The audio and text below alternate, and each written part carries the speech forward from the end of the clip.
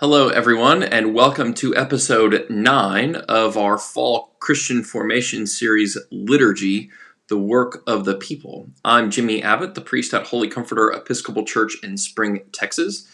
And what we're trying to do this fall is to take a step back and ask some questions about our liturgy, about our worship, and about how and why we worship, especially during this time of pandemic and social distancing, when all of our routines have been upended.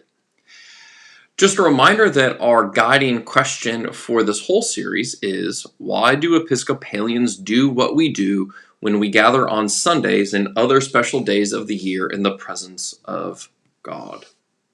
So today what I want to do is take one of those special days and talk about marriage.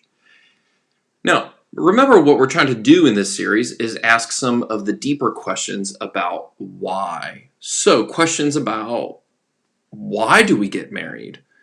Why do we get married in the church? And why has there been so much angst about marriage in the church recently? Those are three of the big questions that I want to cover today. Why get married? Why get married in the church? And why has there been so much angst? What I'd like for you to do right now is to pause this video and go to page 423 in your Book of Common Prayer and read through the marriage service.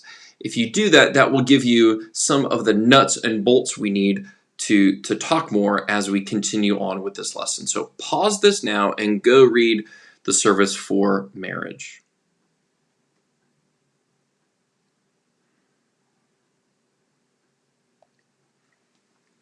So let's start just talking about the purposes of marriage. That first question, why do we get married? There is a great picture of the first ever wedding in the new Holy Comforter. That is Stephen and Michelle Saunders and me in the back. Really a wonderful time that we had at that wedding. Now, if you'll notice in the prayer book, there are three reasons given for marriage. One is mutual joy. Isn't that wonderful? Joy is the first purpose of marriage. And when I look at this picture of the two of them, you can just see the joy coming out of them. It was so contagious. You just see that joy. So first purpose of marriage is joy. The second is help and comfort given one another in prosperity and adversity. Oh my gosh, that is, you thinking about this time of pandemic, there's been a lot of adversity, and I know that it's been a tough time on many marriages, and it's also been a really rich and rewarding time on some marriages. That's not a judgment statement on anybody, that's just an observation about the help and comfort given one another in prosperity and adversity. And finally, when it is God's will for the procreation of children and their nurture and knowledge and love of the Lord. Now, what I find interesting is that in all the old prayer books before 1979, those three purposes were in reverse order. That the first purpose of marriage was the procreation of children and their nurture and the knowledge and love of the Lord. As I oftentimes joke, in the old prayer books, the first purpose of marriage was to make little Episcopalians. So we see just right there, right off the bat in the 1979 book, this understanding that marriage has changed, that families have changed, and that the whole purpose of this institution is changing.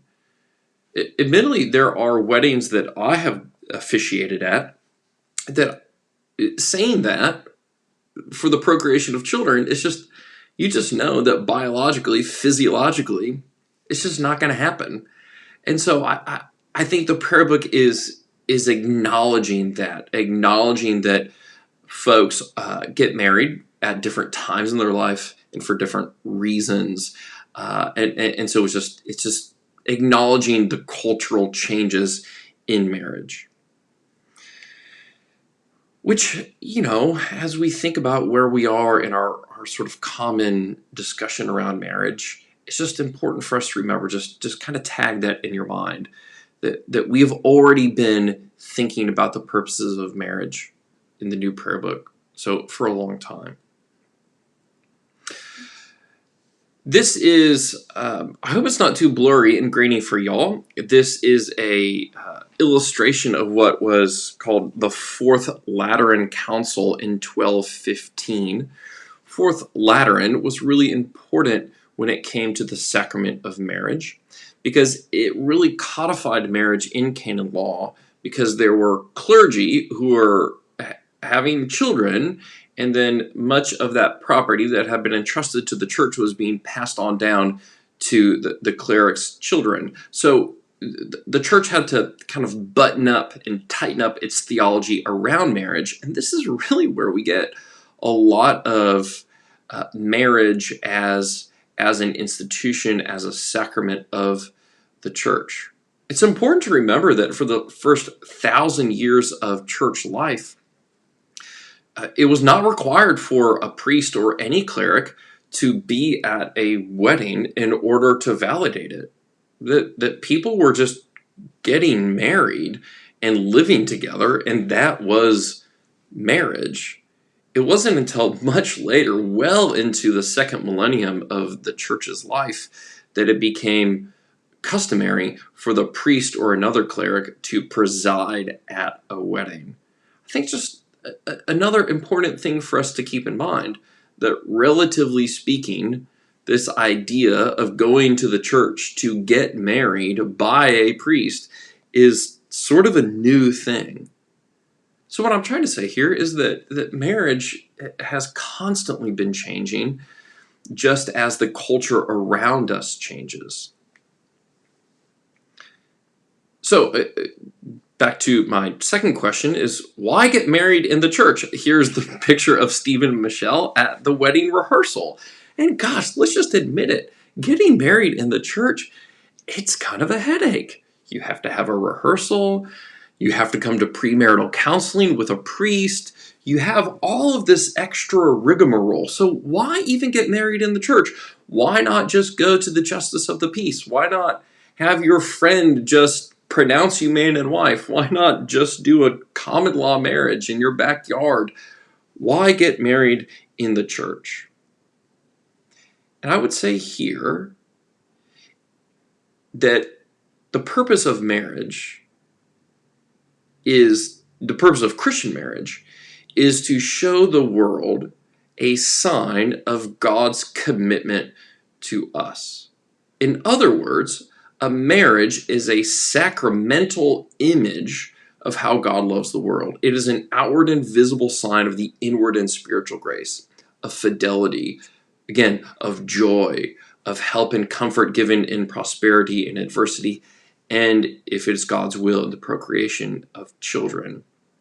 So I think that's why we get married in the church, because we trust that this thing that we do called marriage can be a sign to the rest of the world of God's love for us.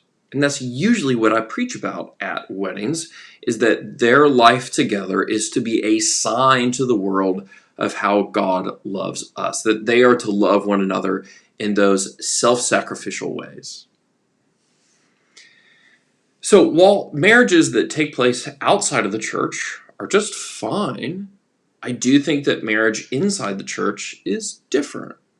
Now, if you're curious, go to page 433 in the Book of Common Prayer, and you can read the service for the blessing of a civil marriage. I've done one of these. A couple had gone to the justice of the peace years ago, been legally, properly married, but later on they decided to come to the church and have me as the priest in the church bless their marriage. You will see some differences there in the service. But again, all of that language around this couple being a sign to the world, a sacramental sign to the world of how God loves the world, is all throughout it, which I think is interesting. And to me, that is one of the most important answers to the why question there. So what I'm asking you to do today, as we move into this next segment, is to look at our understanding, our theology around marriage and the liturgy of marriage as if it is a formation of sedimentary rock, which I have here. I think oftentimes we look at just one strata, just one little piece of that formation without looking at the whole thing. Now, granted, you can get a lot from looking at one little strata in a sedimentary rock formation, right? You can understand about the pressures of the geological epoch. You can understand the climate of the time in which that formation was created. But I don't think you actually get the whole picture until you look at all the strata at once. And that's what I'm asking us to do today, is to look at the entire picture at the same time. And I think that gives us a deeper understanding. So it frustrates me in the common conversation nowadays around marriage when we look at just one little strata without understanding and looking back at the Holy Scriptures, the early councils of the church, some of just the common practices, and now how the prayer book has interpreted the common culture and its theology of marriage. So I hope to have laid out just briefly some of that today. And of course, I'd encourage you to read the two books that we're reading along with this course. That would be Praying Shapes Believing and Liturgy for Living. So it's no secret that in the Episcopal Church, we've gone through a time of recent unpleasantness. It's a euphemism, of course, for the fractious debate that has occurred over same-sex marriage in the Episcopal Church and in most mainline denominations and in the wider culture. Now, I do think that, at least in the church, the conversations were not just about marriage, but it was about that marriage was the manifestation, the symptom of a deeper conversation about how we understand the Holy Scriptures, about some ideology, and about church governance. So that marriage was just the sort of thing we talked about, when actually what we were talking about was something much deeper. Again, no secret that people, parishes, dioceses left the Episcopal Church and joined other ecclesiastical bodies because of same-sex marriage. But again, I think that same-sex marriage was just the icon, if you will, of deeper disagreements that were happening. Now, one thing that I would encourage you to read, and I'll leave a link to it in the comment section on the YouTube video here, is Bishop Doyle's Unity in Mission. It's a long document, but I think it's a really excellent one that outlines a very robust understanding of Anglican Episcopal theology and liturgy around marriage. And I think that is an excellent document for you to read and dig into. It also outlines Bishop Doyle's process for allowing parishes and churches within the Diocese of Texas to celebrate same-sex marriages. I think that's just an important thing for us as Episcopalians to know and to understand. What I would say, just taking a step back from all of this, is to remember that God is always doing new things in the church. Gosh, if you just look at Acts of the Apostles, that's the whole gist of the story, is can we let the Gentiles in too? Are they permitted to be in the household of God? And I think that has been much of the question throughout Christian history and church history, is bumping up against new people and asking, can they be in this too? And I think also that we see, what I've tried to lay out here just briefly, is our theology around marriage and the way we've done marriages has changed throughout the years. It has never been exactly the same. If you think about it, marriage used to be, say 150 years ago, a financial contract between two families. We don't say that anymore, right? Now it's something different. It's about joy, love, comfort, and help. And so just already in the last 150 years, things have changed. And I think the culture's understanding of marriage has changed. And of course, that is going to influence how we understand marriage. And I think that has also led to, as I say here, our recent unpleasantness. So what I'd ask you to do is journal this question. Why do people get married? I mean, on the face of it, why would you get married? I think that this is a really basic question, and a question that I think touches same-sex marriage and the issues that we're working through in the church today. But it's also a very ancient question. Why would people get married? Why would two people commit themselves to live together and to do this thing? And as you journal, I ask you to think through all of the iterations of marriage that have already been present in the church, of people just pronouncing themselves husband and wife, then of priests being required to celebrate, and then how that all has changed, and then how just the purposes of marriage have changed throughout the years, especially in our prayer book. So thank you all so much for this. If you have any questions or would like to engage me in further conversation, please send me an email, leave a comment here in the YouTube video. I would love to chat some more about marriage and liturgy. And I really do hope that this is an enriching time for you to journal and to think, why do people get married? Thank you.